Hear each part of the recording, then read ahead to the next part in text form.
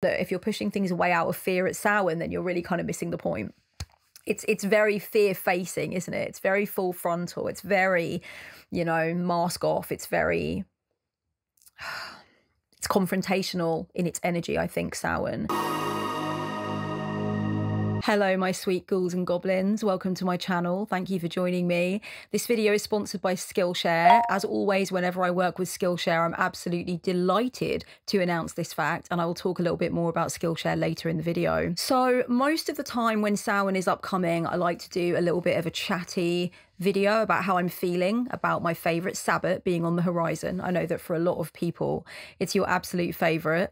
And I'm no exception. Sorry to everybody on the Southern Hemisphere and sorry to anyone who doesn't celebrate Samhain. But yes, this is very, very Samhain Sabbath specific, this particular video.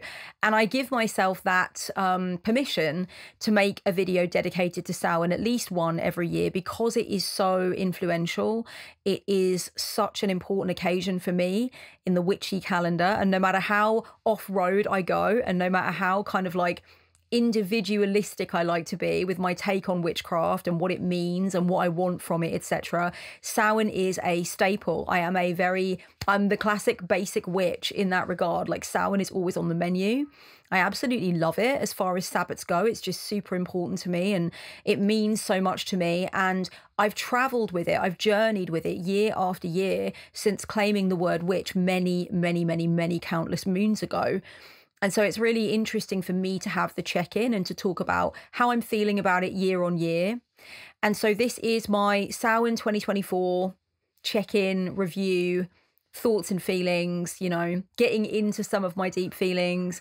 There are crows cawing outside the window, which I think is very, very appropriate. Bring on the corvids for this particular video, because it's just going to be all about what I'm doing, what I'm planning, what is going through me as I approach yet another Samhain on my witchy journey. So yeah, I've just got some things I want to posit to you, and I would really love to know, what are your thoughts and feelings about the favourite Sabbath for the majority of witches? How are you feeling about it, even if it's not your favourite? If you plan to recognise it, if you plan to celebrate it, if you very much tend to see October as the run up to it, let me know. What are your thoughts and feelings? What's going on for you?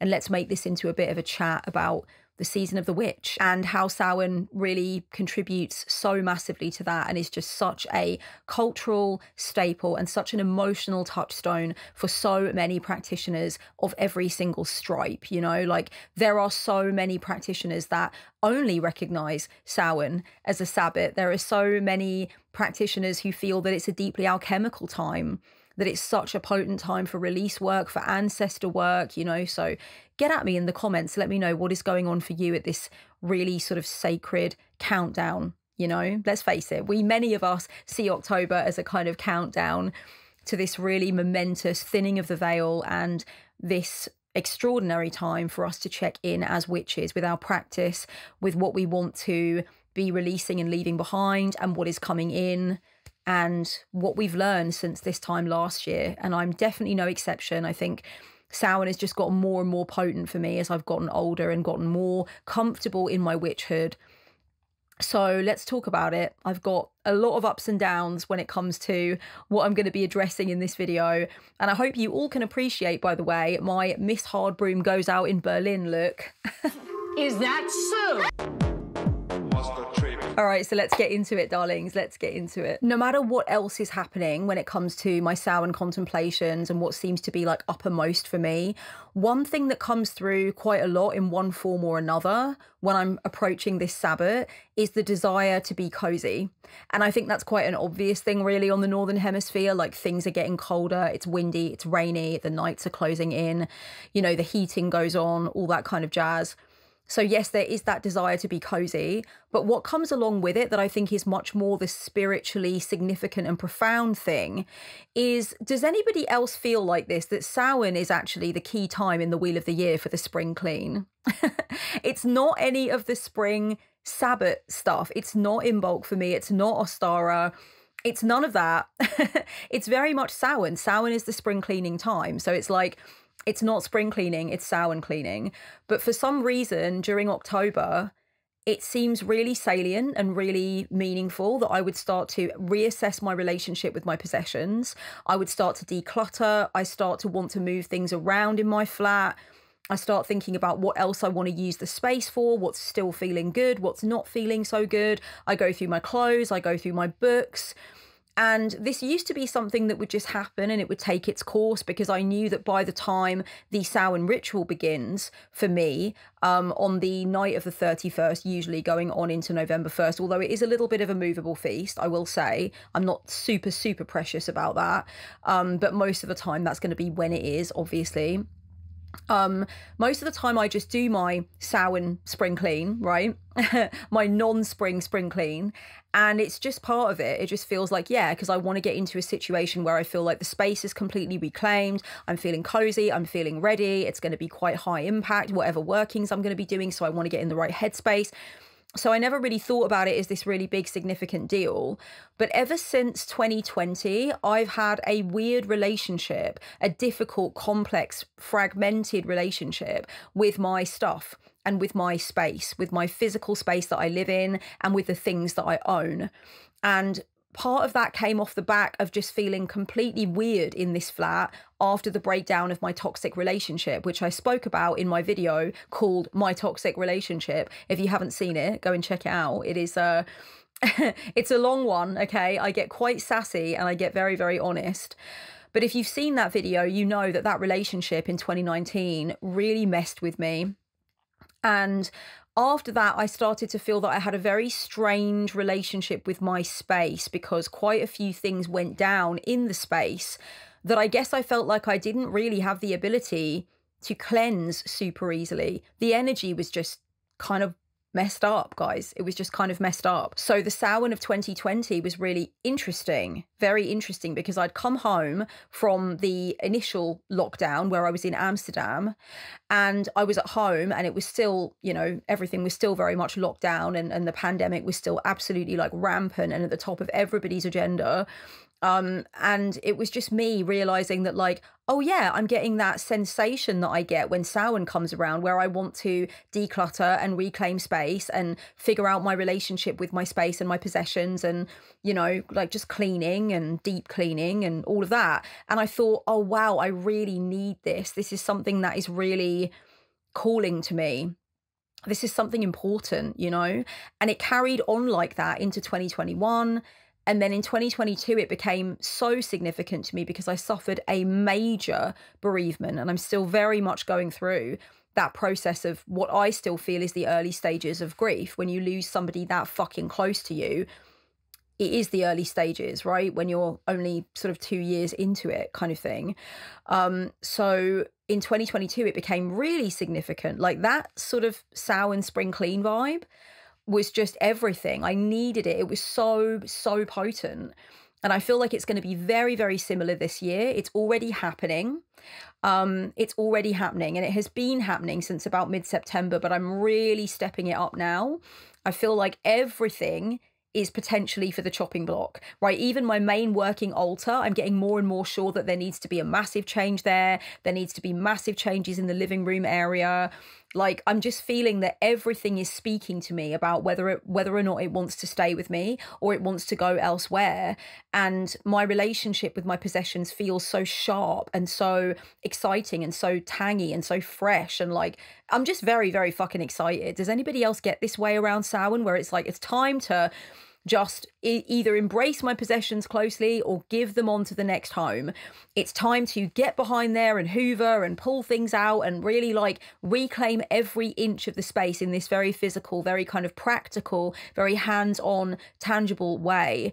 There is something very exciting about that at this time of year. It's the witchy New Year vibes. It's the release vibes. It's the refresh vibes. It's the death vibes, I guess. And the way that you can pick up on that at Samhain has got so much, in my estimation anyway, to do with cleaning and decluttering and reclaiming and reforging the relationship with one's physical space and physical possessions, and getting very real and very honest about what you want to say goodbye to and what is no longer supposed to travel with you on the journey forward. That's just such a big thing at Samhain that I get super excited about. Darlings, let me talk to you about Skillshare. It is the largest online learning platform. It's made by creatives for creatives. It is absolutely stuffed with different learning paths and tons of gorgeous classes. You can take classes on illustration, design, entrepreneurialism, project management, time management, so many gorgeous things to help you to take your hobbies and your hustles to new heights. With all of the different like decluttering aims and ritual planning that I have going on, I'm very interested in looking at productivity. So this month I really enjoyed the Ali Abdal class about Notion. This one is actually a full-on masterclass on using Notion, really helping you to understand how to style your page, how Notion works, you know, all of the different features. It's incredibly in-depth, this class. And Notion is something people have been talking to me about, but I really have not gotten to grips with it. So this masterclass was very interesting, very informative. I also want to shout out Jordan Sondler's class, Visual Journaling. I know a lot of you are going to love this one. It really helps you to dive into what you want, what you don't want, what inspires you, what you fear, etc., but all through the format of visual journaling. And this is just something that speaks to my heart, and it's definitely something I'm going to be doing as I head towards Samhain. I think it's a great addition to both my creative and spiritual practice. Whatever your aims are for your life, whatever you really want to sort of like brush up on in terms of your skills, whatever you want to discover more of, Skillshare will be a very helpful platform to be a member of. And if you are one of the first 500 people to sign up using the link in my description, then you will get 1 month's free trial today. So don't delay. It helps the channel when you do it. And it's definitely a platform that I fully vouch for. Thank you so much, Skillshare, for sponsoring this video. And let's get back into it. Let's talk about the resolutions, because I know that for me personally, and I know that a lot of people don't feel this way. Okay, I'm not asking you to come on board with me with this. I'm not asking you to. But for me personally, Gregorian New Year gives me a lot of opportunity to make resolutions and very sort of like strong alchemical decisions about what I want to do in the Gregorian calendar going forward, right? So at New Year 2024, going on into 2025, I will have resolutions in place that are about what I want to spend my time doing, what I want to stop doing or decrease, you know, that kind of thing. So yeah, I'm very much a New Year's resolutions girly. But Samhain is different. Obviously, Samhain is like Gaelic New Year, Witchy's New Year, right? Whatever you want to call it. It's also a time of shift. It's also a time of witnessing and recognizing an ending, you know, and where we were the year before and what was going on. It's like time for a big review, a big, you know, reassessment and some decision making to be done. But Samhain is more like my spiritual resolutions. So it's a lot to do with like, what am I planning on focusing on? What am I planning on studying? What skills do I really want to strengthen? And what weaknesses in my witchcraft do I really want to look at as well? It's about my relationship with my witchhood. It's about choosing my adjectives and my phrases and my words of power to describe how I want to go on into the next phase of my witchhood. So basically what I'm saying is that I've got like the Gregorian New Year for the resolutions that are to do with like money and physical well-being and all this kind of thing, friendship and goals, right? Like physical, tangible, real world consensus goals. The Samhain New Year vibe is all to do with my spirituality. So I don't do any of the spirituality resolutions in December going on into January. They've already been done. I did them on the run up to Samhain, and I actually confirmed them and dedicated myself to them at the Samhain ritual. So that's the only thing really. It's like there are resolutions, but for me, they're spiritual in nature. And that's when I'll decide upon like what is going on in the calendar for the witchy year going forward. Do I want to change up my stationery? Do I want to change up what I'm putting on the altar? Have I figured out many sort of like big revelatory things about my witchcraft and my emotional relationship to witchcraft and what my goals are, you know, how I see myself in my witchhood, like all of that stuff is what Samhain is for. So that is kind of like the spiritual resolutions area. The rest of the resolutions take place in December. but Samhain kind of ties up that spiritual piece for me. So there is a lot of kind of like goal setting, and there's also a big review. You know, I usually do kind of like a witchy year in review reading for Samhain, so that's really powerful. And I tap into what it means to be a witch in my life and in this reality, what it means for me and what I want it to mean for me, what I want it to mean more of and what I want it to mean less of. So there is a very big New Year resolutions vibe at Samhain, but it's the spiritual stuff, it's the witchy stuff, you know? And I love that I can have that sort of way to differentiate. It feels really special that I don't just sort of lump the spiritual stuff, the assessment, the resolutions, the plans. It feels meaningful that I don't lump that in with the rest of the New Year resolutions feeling that I get, that I'm very attached to. I really enjoy doing the year in review in December and thinking about what I'm doing, like business-wise, creative-wise, like I said, socially, financially, in terms of physical health and wellness, like all of that stuff. I love doing that in December. But just keeping that Samhain vibe for just the spiritual resolutions is super potent and like high impact for me. If you guys are wondering what kinds of things I'm looking at approaching for my Samhain resolutions, I'm definitely going to be looking at what I want to do in terms of study. I'm going to be writing a witchy book list. So I want specifically a witchy to be read list. And I want to plan some more read, write, study live streams on the channel to actually go through the witchy reading list. So I want to be doing my witchy reading in front of you and alongside you and talking about it as I go. So I'm really excited about that. I'm going to get very clear about what my study aims are for the, you know, witchy year ahead. So Samhain will be the time for me to really confirm that and commit to it fully. And I'm also going to be going through my deity comms. So basically I keep books for my writing back and forth to hell, my letters, my devotionals, my prayers, my messages that I get from her.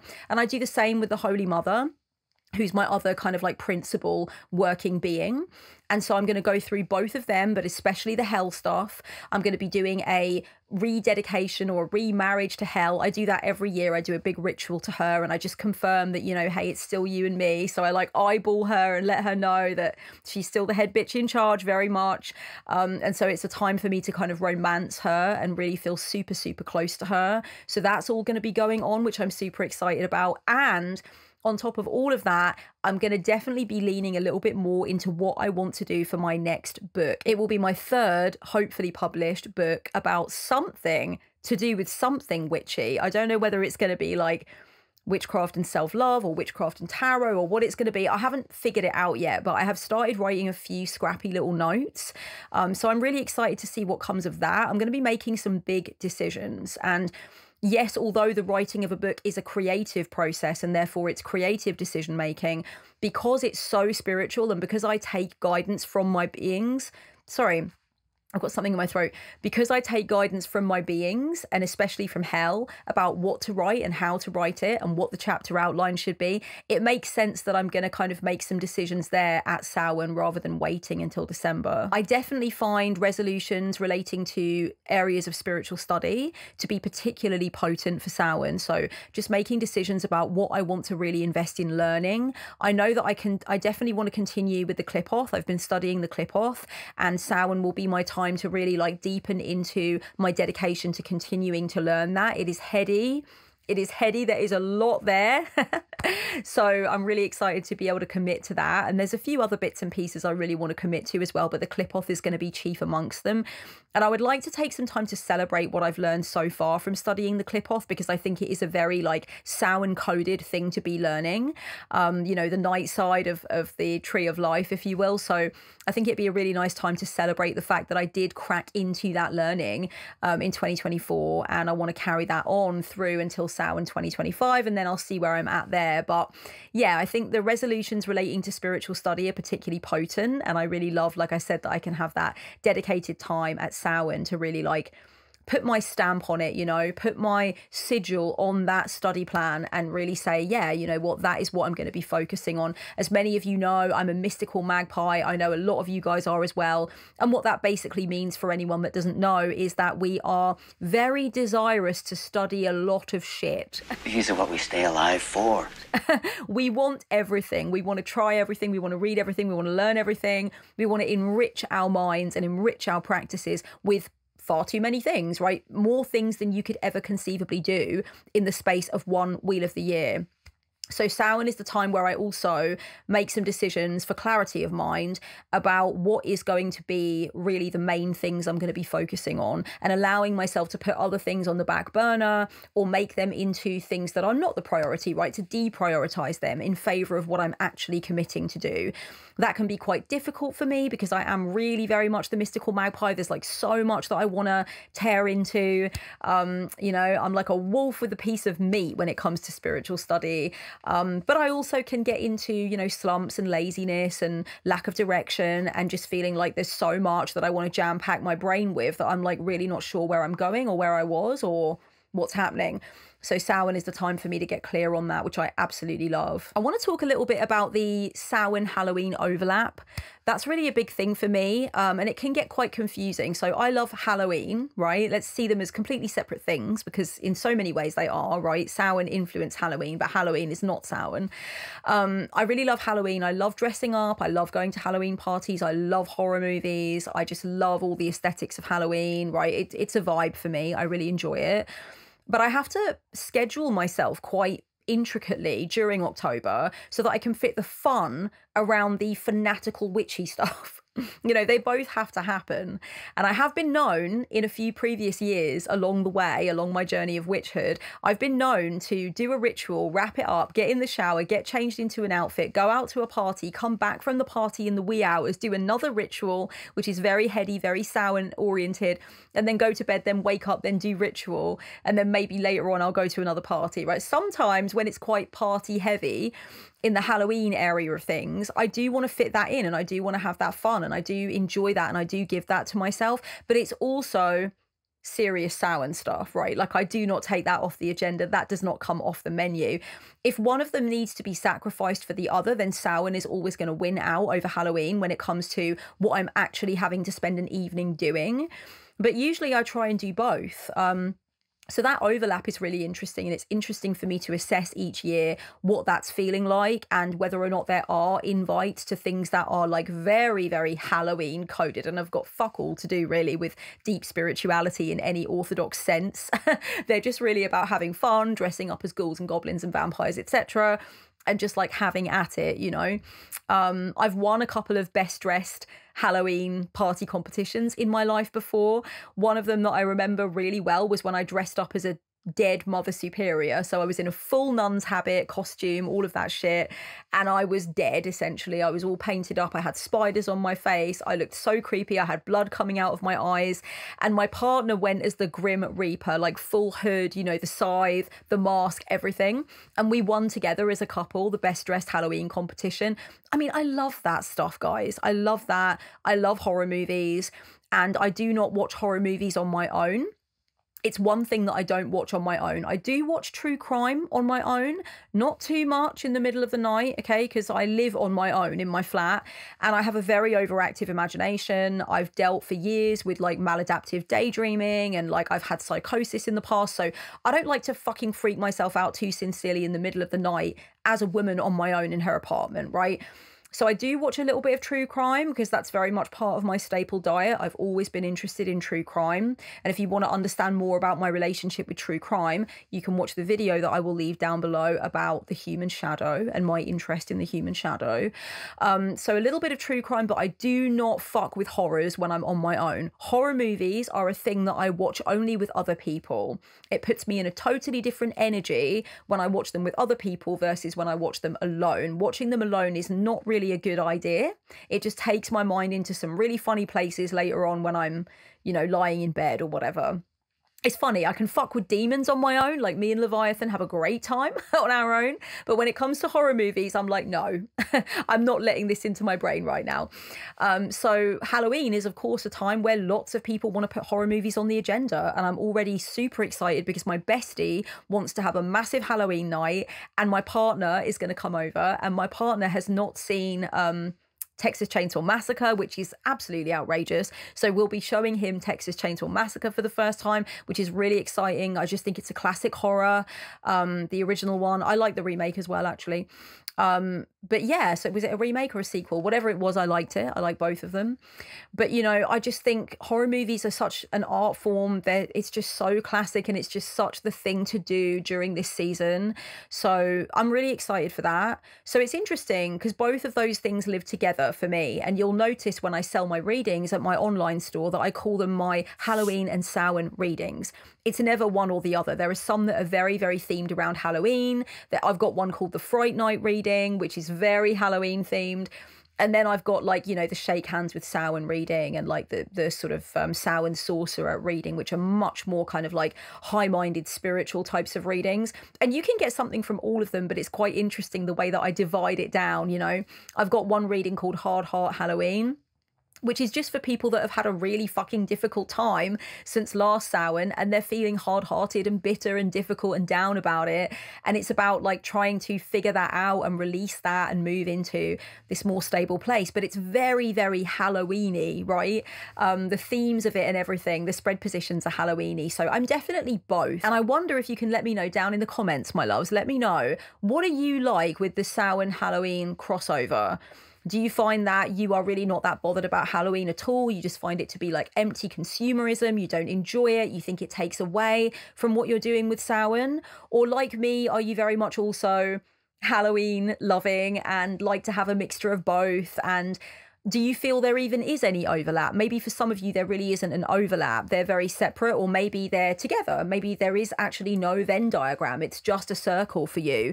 And if so, can you explain why? Because I'm really interested in this Samhain Halloween crossover vibe. And I'm getting more into thinking about that and reflecting on that as I get older. Each and every year, I'm like, oh, wow, there's really this interesting working relationship for me between wanting to have that like fun, lighthearted, spooky season vibe. And then also this very deep, like very spiritually potent, very clarifying, very, very like, oh, it's a mood, you know, and it's a very profound mood that I could never even explain with language. And those two parts of me kind of play together. So I just find that really interesting. And I'd love to know what happens from your perspective when those two parts of the seasonal process kind of like touch each other. My recent history with Samhain has been definitely really difficult. And so there is, for me, a kind of like question mark over Samhain 2024, because I'm really not sure exactly what it's going to feel like and what I'm going to be really moved to explore emotionally. The reason that it's like that for me, my darlings, is that in 2022, I lost my brother. And the Samhain of that year, so my brother died in the March, and the Samhain of 2022 was such a head fuck. It was like so confusing because I usually always find Samhain to be such a comfort and such an excitement and such an opportunity for reflection. And yes, there are difficult things that come along with the themes of Samhain, especially the release and the death and everything, and the inevitable and necessary decay and all of that kind of thing, right? There's definitely that, and there's definitely like the shadow aspect of things.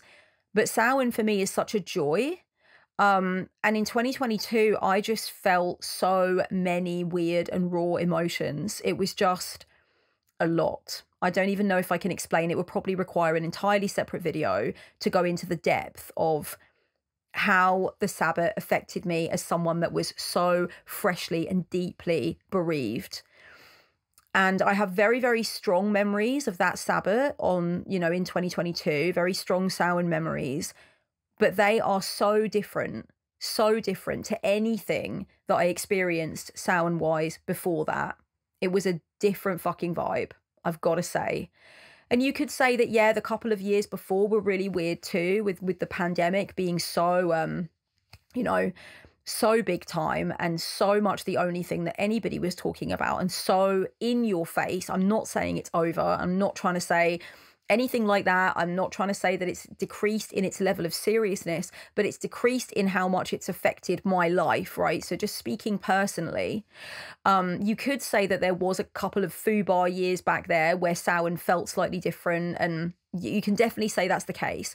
But 2022, that was like, you know, there was something very sort of like ground zero about that for me, where I had to completely rebuild, building block by building block, my relationship with this Sabbath that has always felt very sturdy and that I've always felt like I know very well. In 2022, I don't know why, but my throat keeps catching. It's almost like Samhain is in the room with me, like making me kind of like clog up. And I don't even know. It's not like I'm not emotional, overly emotional talking about this right now, but for some reason I keep wanting to clear my throat. Yeah, 2022 was where I just really had to completely redevelop my relationship with Samhain. And I don't think I had enough time between March, when the death happened, and Samhain. There just wasn't enough fucking time for me to really figure out, like, what is this really meaning to me? What is it saying to me? What do I need to be in front of Samhain? You know, like, how are we going to meet and how are we going to dance? There just wasn't that possibility, that opportunity. And in my book, Witch in Darkness, which has just come out, in my book I talk about, you know, how I had to really lean into my own perspective on what I was going to do in terms of like working with the spirit of my brother or connecting with him. We were very close when he was alive. And so, you know, I had to think about all of that, and I had to really go into what I thought of it, because there's lots of advice there about ancestor work, you know, and contacting the dead and, you know, doing sort of like work that is related to literal death and bereavement. There's so much witchy advice. There's so many people that get something from that.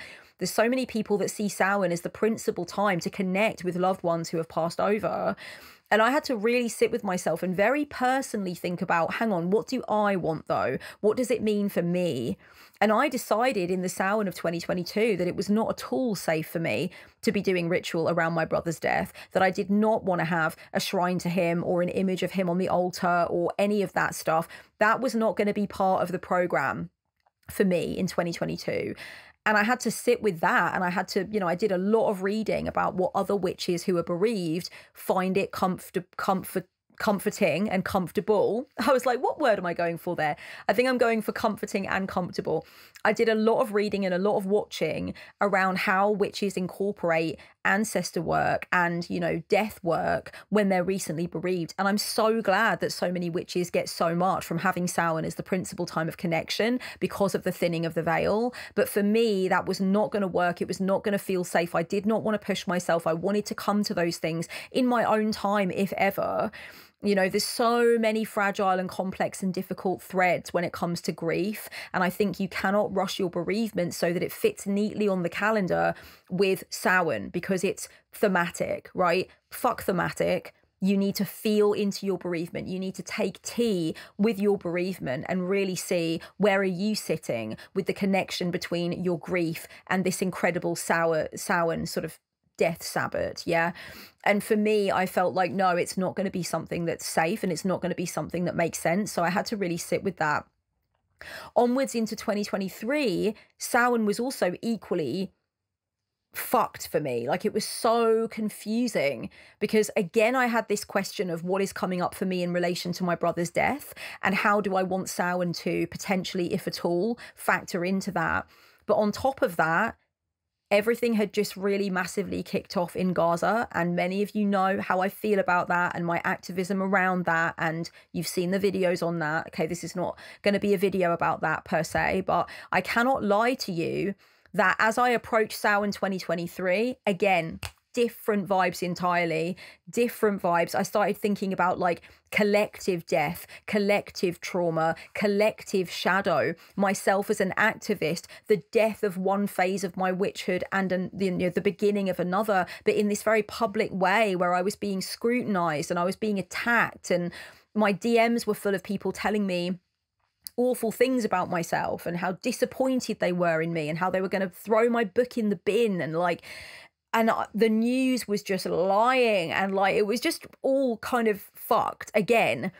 And the themes that I was looking at in terms of the collective situation and what I was doing to address that could never have been split away, cut away, unstitched from how I felt about Samhain as a witch and what I was going to approach there and what that ritual was going to be, and how my existential dread and my rage and my fear and my despair and my desire to see people liberated, right? How that was going to factor in to the Samhain ritual and the Samhain theme. So it was just like, again, I had this very ruptured relationship with Samhain in 2023 also.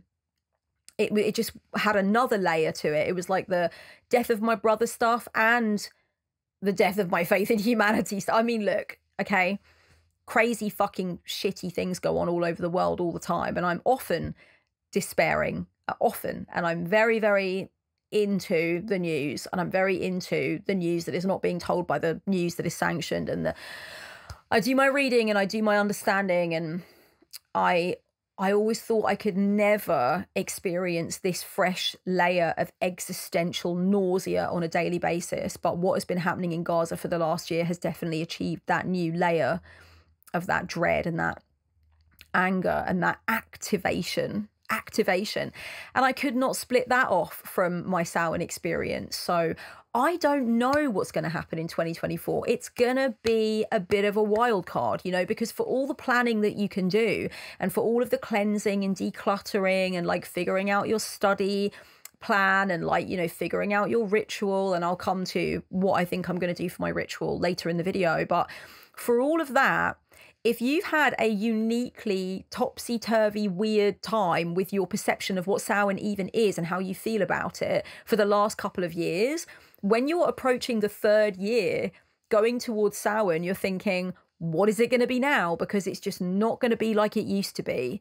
My relationship with Samhain has shifted, I think, permanently in a very alchemical and very saddening and scary but understandable and necessary way in the last couple of years. And so coming up to this 3rd Samhain in that kind of headspace, I'm very interested to see what might come through that's a bit of a wild card and that I did not truly expect. And how am I going to handle that? And how am I going to journal about it? And how is that going to come into my experience of Samhain? How am I going to make sure that I allow myself to feel that rather than pushing that away out of fear? You know, which is something that, like, look, if you're pushing things away out of fear at Samhain, then you're really kind of missing the point. It's very fear-facing, isn't it? It's very full frontal. It's very, you know, mask off. It's very, it's confrontational in its energy, I think, Samhain. And for me, that's just had a couple of extra layers. Big, fucking crusty, meaty, juicy oozing layers. It's had a couple of them in the last couple of years. So moving into this 3rd year of having that sense that something has alchemized, I don't really know truly where I'm going to land. It's going to be really, really interesting to hash that out and feel into that and get real fucking fleshy and bony and raw about that and see where that takes me. One thing I've been thinking about for this year that's really interesting is, what would Samhain say to me if it was personified and it walked into the room and, you know, it started talking to me and we had a conversation, you know? Like, if Samhain was a human being and it could come to me and we could speak frankly together about what it wants from me and what it would suggest to me about how to understand it and how to view it, you know, what would that human Samhain say?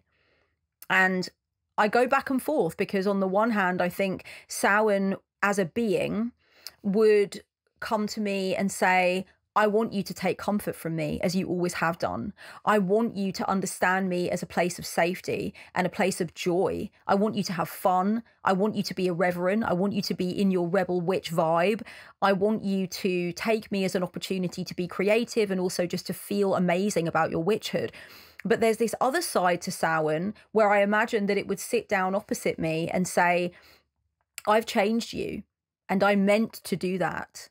I meant to do that. And never again will Samhain just be about you and your little witchy paradise, your witchy bliss, you know, and yourself as an individual practitioner and what you want from the coming, you know, time in the wheel of the year. From now on, Samhain will always be about this massive collective thing, and it will always be about collective trauma and collective death, and it will always link you into your activism, and it will always make you think more deeply about things that go on far beyond the scope of your life and your imagination. And I meant to do that to you. That wasn't a mistake. It wasn't an accident. It was very consciously done. And I want you to lean into that. So it's hard because I kind of feel like both of those sort of speeches would be very prevalent. And how the hell do I fit them both together? Do I do one ritual to recognize the coziness of Samhain and the joy and the return of this amazing season of the witch and like how I feel about that, and then another ritual for like, okay, this is the hard shit, This is where I really think about what I'm supposed to be doing as a human being to help, to heal, to pull back the layers, to see the shadow of humanity in its fullness, to understand that I can choose action or inaction.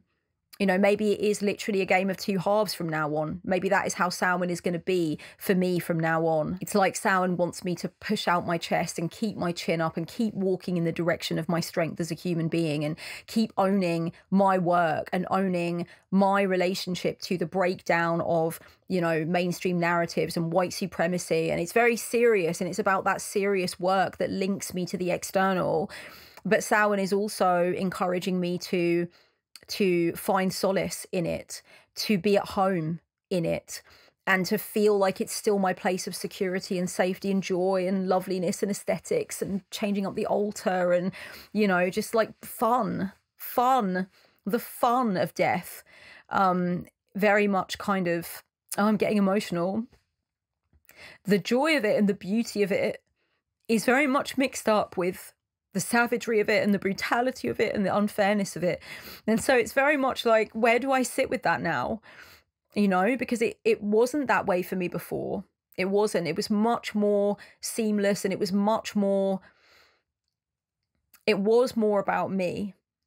It was more about me. Now it's not so much about me. It's about how I relate to everything else, especially the things that are the most terrifying and the most savage. And it's not to say that I have never done any shadow work at the time of Samhain. Like, of course I have. I'm a shadow worker. I'm a shadow work teacher. I'm selling a shadow work workshop right at this very moment that's taking place in October. I'll tell you about it at the end of the video. But, you know, so all of that goes on, but it's just different now since 2023, guys. It's just different. There's something else. And I wonder if Samhain was to sit with me, would it say, don't look away from that. I need you to be with that. That is where you're supposed to be. That has upped your level of sophistication as a practitioner to know that that is a part of it, you know? And I'm curious to know if Samhain could sit in front of you this year and talk to you about your plans and the way that you view this Sabbath and what you're supposed to be doing and how you're supposed to be reacting to the process of being present during this Sabbath. What would it tell you? What would it have to say about what it wants you to focus on? Because I do think that's a really interesting exploration, actually. So what is my actual plan, darlings? What is my actual plan?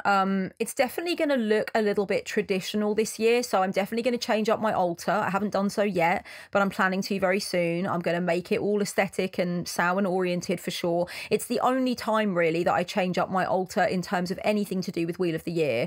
It does not get changed the rest of the time. I remember that used to be a really big thing back in the day when I first started YouTube in 2011, I think it was. It was a big fucking deal to see witches changing their altar for every single Sabbath. There were quite a few big witches in the community that I don't think post anymore, who would be like, yeah, this is my altar for Astara, like this is my altar for Mabon, this is my, and it was always changed up, right?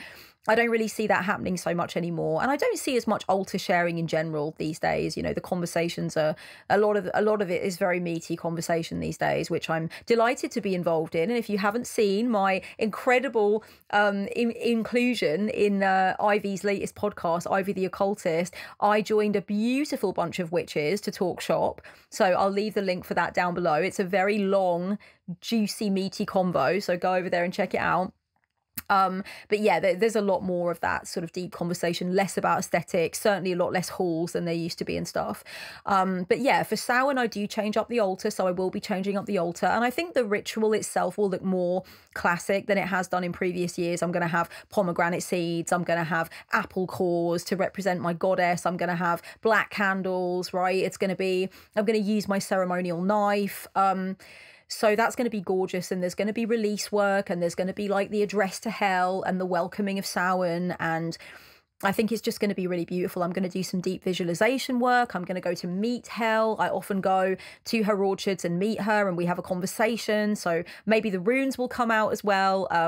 You know, it's going to be very on, you know, on form. for Samhain, I think, in terms of the ritual aspect of it. Like I said, I might have like 2 separate rituals, but certainly there'll be the inclusion of hell in both. I'm definitely planning to give myself a shadow work session that will include a reading for me, and I think the shadow work session is going to be based around dealing with my anger, channeling my anger, and also dealing with and accepting the incredible amounts of existential dread that I've been experiencing in the past year, and looking at where that fits in. I'm really interested in what the cards have got to say about that and what comes up in my journaling around that. So that's very much going to be prevalent in my Samhain ritual as well this year. Magic wise, I definitely want to do some release work. I think Samhain's an amazing time for that. It's going to be mostly around releasing some shitty habits that have been kind of coming back in.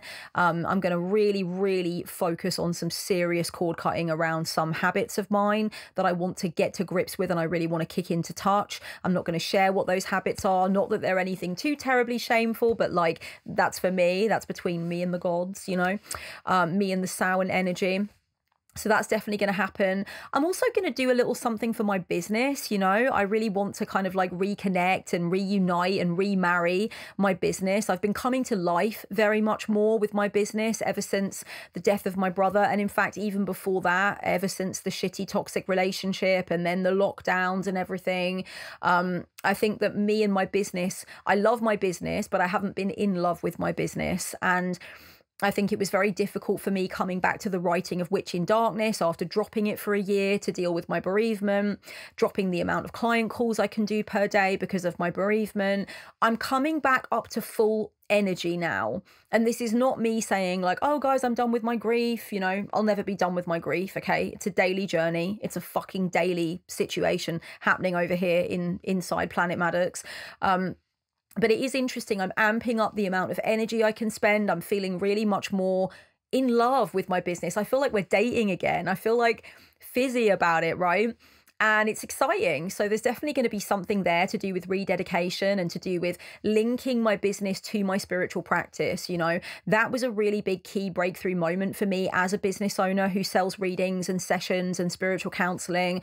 It was always a really big deal for me at around the time of 2016, 2017, when I realized fully for the first time, like, oh my goddess, my business is a part of my spiritual practice. It's not other to my spiritual practice. It's not just something that is enriched via the root of my spiritual practice. No, it is actually part of the practice, right? That was a big fucking deal when that Venn diagram just became a circle. That was massive. And so I kind of want to tap into that awareness for Samhain. One thing that probably won't surprise a single one of you, my darlings, is that I'm definitely going to be putting a copy of my new book on the altar for my Samhain altar setup, and also to hold for part of the ritual, to place my hands on it, to talk to it, to tell it that I'm so in love with it and I'm so happy it came into the world and I'm so happy to be its mother. So yeah, I'm definitely going to include Witch in Darkness. Obviously, like, it's a very Samhain coded book and it's coming out at, you know, at this month. It's out, god damn it. So I'm very pleased. This was a labor of love. This was a very intense labor of love, my darlings, and I want to give it its due. I want to give it its flowers. I want to think about everything that I had to go through for this baby to come into the world, and I want to admire the red inlay. Ignore this one, this has got tabs on it where I was reading some excerpts to my patrons, but yeah, I want to get the red inlay going. Okay, there's something very aesthetic about this book for the time of Samhain, so I guess even that alone is pretty exciting. So yeah, I'm definitely going to allow my book to come into my Samhain aesthetic and my Samhain ritual plans. Darlings, get at me down below as always. Let me know, what is your Samhain going to be like? What are your plans? You know, share anything that you feel comfortable sharing and answer any of the questions that I've put to you in this video, and let's have a big witchy Samhain chat down below. Let's rip into this. It's just such an interesting time of year, and thank you so much for listening to my reflections and seeing where I'm coming from with it. I really appreciate it. Of course, if you would like a Samhain or Halloween reading, I'm available. My schedule is open for the moment at the time of this upload. Usually I do sell out around the sort of middle of October is when things start to get really packed and I have to shut down the Samhain and Halloween options, because I do like them to take place obviously in October or preferably in early November. Some of them do go on. Some people do book into late November, which is fine, because I think that Samhain energy really sticks around, so we might as well celebrate it and drop, like, squeeze every fucking ghoulish drop out of the season. But yeah, if you want to grab a reading, they are on sale now. I'm going to leave the link down below. As always, you can also check out my Shadow Workers Masterclass that is happening during this month as well. It's called Unearth. We're going to get together. We're going to do some group shadow work journaling. We're going to talk back and forth about shadow work experiences and what are our shadow work final bosses. What are we really taking to task in the shadow work area of things this month? And let's encourage each other together. So grab your ticket for that. It will be available on playback if you're not going to make the live time, but you do have to be a ticket holder to get into this 3-hour shadow work extravaganza of an experience. So make sure that you are one of those people who has a golden ticket and a golden twinkle in your eye. Okay, come and join me on Patreon. There's always so much goodness happening on Patreon. We're going to have some Samhain oriented words of power this year, a Samhain themed audio offering, and of course, if you are a Pop-Tart on Patreon, you get 2 live streams every month anyway. And of course, I'm going to be leaning into the Samhain theme for this October, so we're going to be looking at something to do with that. So come on, get all the details and come and join us. Thank you so much for checking out this video, and thank you Skillshare for sponsoring. Please do click the link, don't forget, click the link and grab your free trial. So much love until next time, darlings. Blessed be. Mwah.